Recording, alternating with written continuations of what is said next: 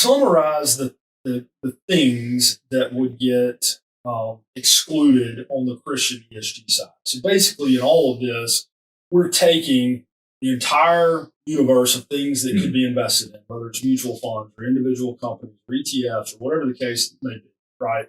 And we're saying if it doesn't meet a certain set of criteria, that it no longer qualifies. What is that criteria?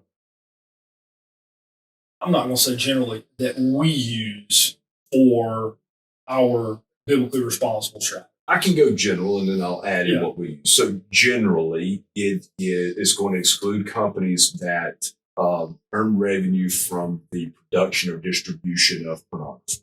Okay. It earns exclude companies that earn revenue from the production or distribution of anything that touches abortion. Okay. Typically excludes companies that deal in adverse labor relation practices. This is everything from abusive union practices to sweatshops. Okay.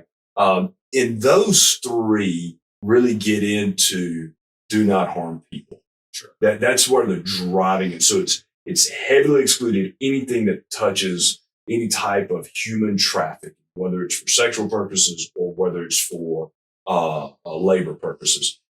Anything that touches the physical harm of humans. So not only is it abortion, so they're very pro-life, but also any company that has something to do with terrorist organizations, their products are used in terrorism, or they work with governments that support terrorism.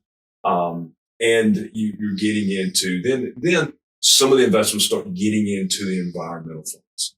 And unfortunately, actually, Joel, this is where this gets political. Mm-hmm. So you have investments that lean on the conservative end of the spectrum, and you have investments that lean on the liberal end of the political spectrum. And the Bible is actually both.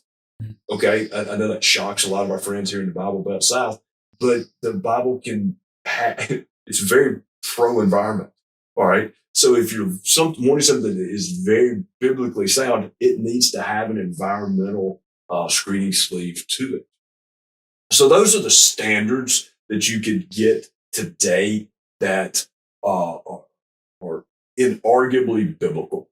Okay. Now you get into excluding companies that deal in gambling, alcohol, or tobacco because of the addictive nature of it, or deal in some types of drugs that are used in an addictive sort of way. Okay. But that gets hard. Now you're starting to get into space that gets very difficult to determine what's what.